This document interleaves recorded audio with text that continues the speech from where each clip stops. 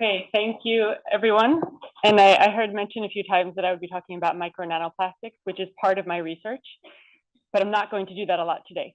I'm an ecotoxicologist. I do study the impacts of chemicals and microplastics and particles on aquatic organisms, but today I'm going to talk about the planetary scale of the problems. I wear many hats, as you maybe already heard. I'm a professor at the University of Gothenburg in Sweden. I'm leading a research center there on risk assessment and management of chemicals, and I'm also working with the Scientist Coalition, which I'll get back to in a minute. So starting with the past, I'm going to take us on a quick journey through the history of what we know about plastics, our understanding of the plastics industrial ecosystem impacts on the planet, and how we're understanding planetary scale impacts, given the knowledge gaps and given what we do know. So the Holocene was a time period on this planet when humans survived and thrived, our societies grew, our populations grew. This was a time period that was very conducive to our species. But we have now become the most important force of nature. We are part of nature on the planet. We are the biggest driving force of change on the planet. And we have caused so many changes that we are disrupting the functions of the planet. We are making our systems less predictable, and that means that we are in a situation that is much more risky and more dangerous to the survival of our species. So here again, taking a very anthropocentric view, this is how the planet functions for us and how we impact the planet. And we understand this through some of the work we've done with a framework of research called the planetary boundaries. Maybe some of you have heard of this, maybe? A few hands are going up. Some people have heard of this. And this is a way of understanding different Earth system functions that are important for our survival, for the stability of a planetary system that is conducive to our species. 9 different functions were identified: ozone depletion, loss of biodiversity, climate change, ocean acidification, water consumption, freshwater consumption, land system changes, nitrogen and phosphorus flows, atmospheric aerosol loading, and release of chemical pollution and novel entities. And number 9, that's where I've been working together with teams of scientists around the globe. The Planetary Boundaries was first launched in 2009 by a group in Stockholm under the leadership of Johan Rockström, again with teams of experts around the world. And at that time point, having identified these 9 planetary functions, they concluded through the weight of evidence, the scientific evidence, that we had exceeded the safe operating space or the planetary boundaries for 3 of those boundaries. When they reassessed the situation in 2015, we had crossed 4 boundaries. So getting worse. And you'll see there that the novel entities is a question mark because that had not yet been addressed, it had not been studied. And this was a bit difficult because the other boundaries were looking at the Holocene time period and what the situation looked like then. But novel entities by definition did not exist during the Holocene time period. They're new things, they're anthropogenic chemicals and substances that have been released into the environment based on our activities. So we can't go back to the Holocene and look because the levels then were 0. And we can't really say that we're going to go from where we are now back to 0.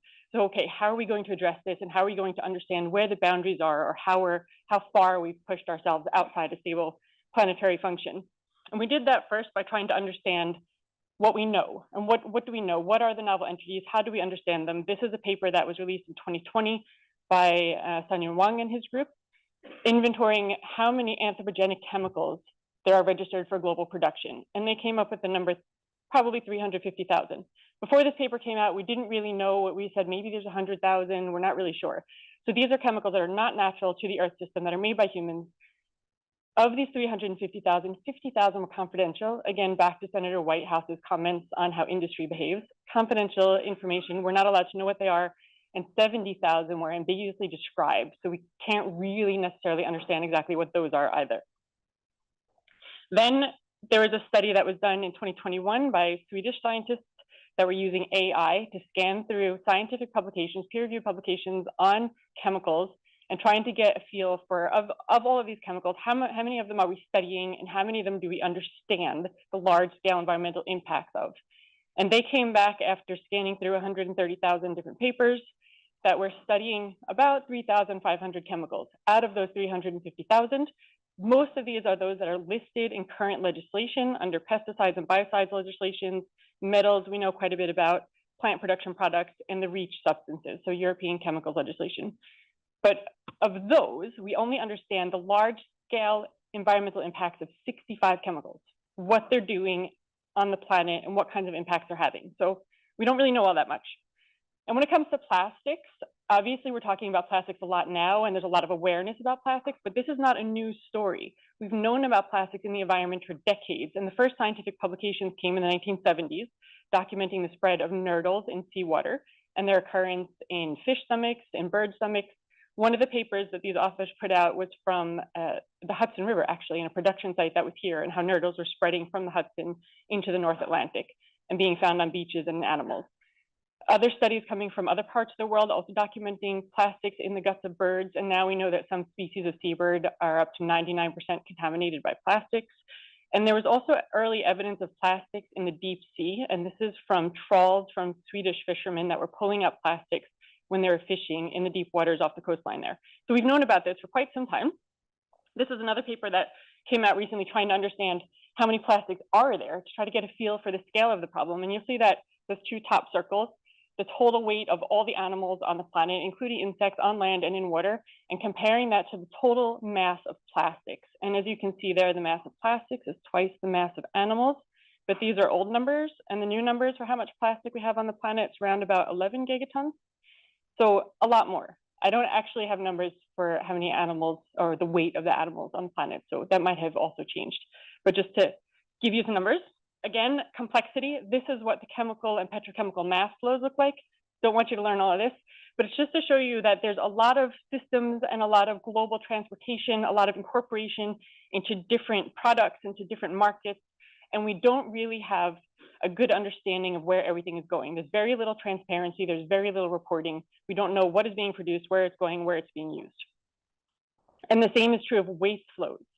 Again, high complexity, low transparency, and significant knowledge gaps. We know that plastic is being transported across the planet. We know that it's moving through its transboundary nature in ocean currents.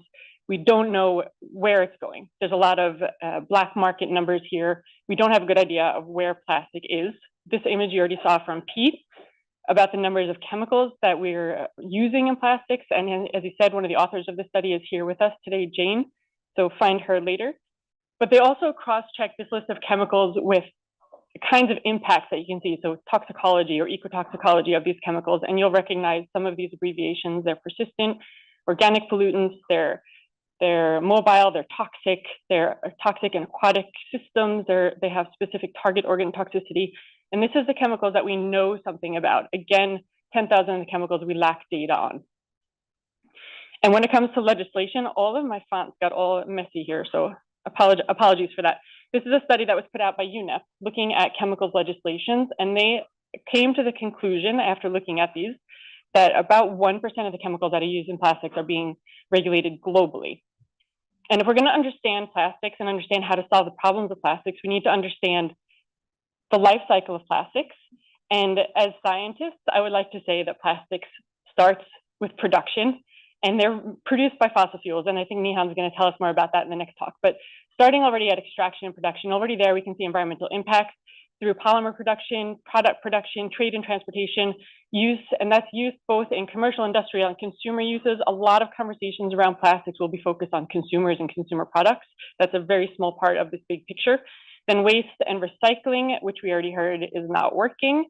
And then removal and remediation. We have a lot of environments that are highly contaminated. And at each of these stages, we have releases to the environment and we have negative impacts. And this is just to demonstrate that to you. This is from the train wreck in Ohio with vinyl chloride that was released to the environment. This is from a spill off the coast of Sri Lanka where pellets were being transported. We know that there's a lot of different kinds of products, thousands of products that plastics are used in. Some essential, yes, many no. I put paints here because paints are thought to be one of the main sources of microplastics in the environment. And then waste obviously is a problem. And this is an image from a textile waste dump. And we know that a lot of textiles are also made from synthetic materials. But now, okay, how do we understand what all of these things are doing in the Earth system on a planetary scale? We decided that we would use this impact pathway, starting with extraction, production, and use, looking at what we know about environmental release to the environment, and then finally Earth system impacts. And this brings us to this sort of circular understanding of release of plastics to the environment. How much is being produced? Again, we don't always have good numbers there. Transparency and reporting, I'll repeat that, we need that.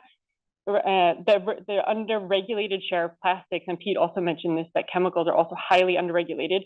how they're being released and moving into pristine environments, moving into places on the planet where there are no human activities. There is literally no place left on the planet that is not contaminated by plastics. It's in the atmosphere, it's in the deep oceans, it's in human bodies, it's literally everywhere.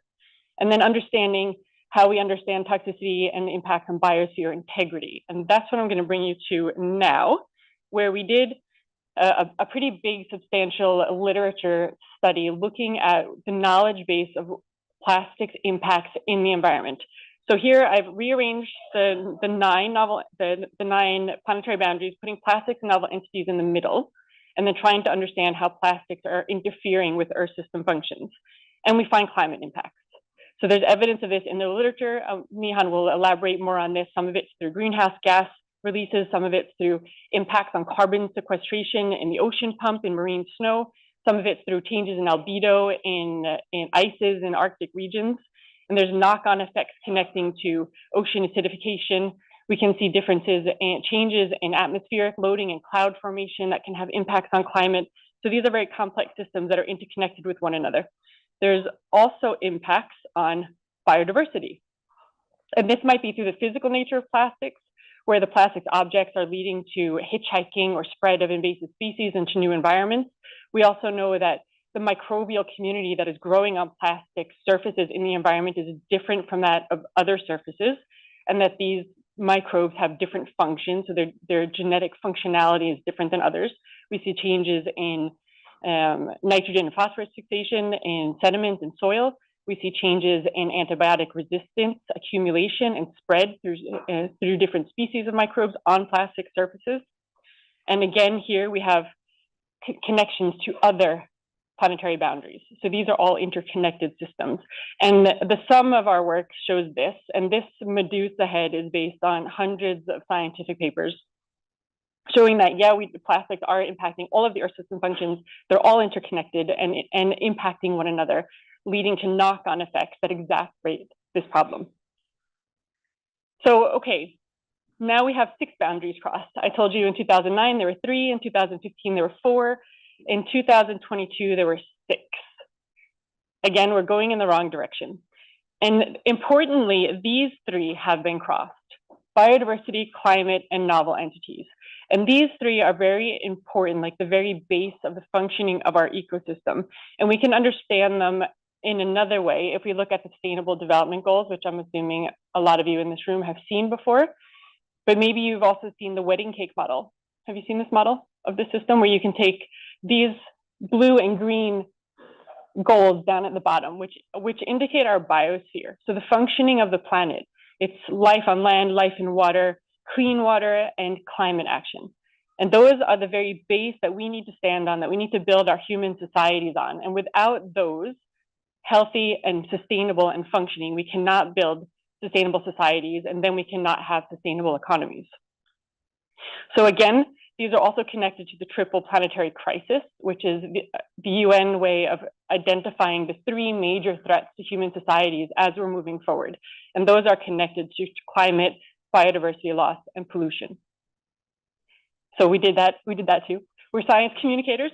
We put plastics in the middle of the triple planetary crisis. And this is an image that we're using to communicate this problem to policymakers and showing them that plastics impact climate change and the mechanisms and the evidence that we have showing that plastics impact biodiversity loss and how we understand those mechanisms, and that plastics obviously are a very large contributor to pollution.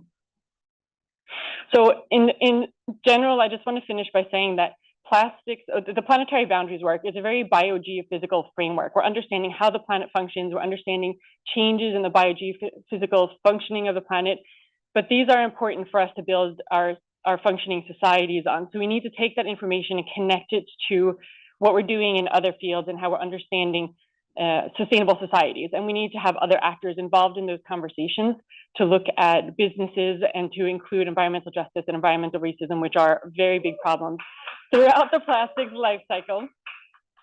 So there's a lot that we need to bring in here. And you'll see there it says international policy, which is something that we're working on right now. And I know that this is on the agenda for some of the events this week. I'm sure a lot of you are aware of this negotiation that is currently ongoing.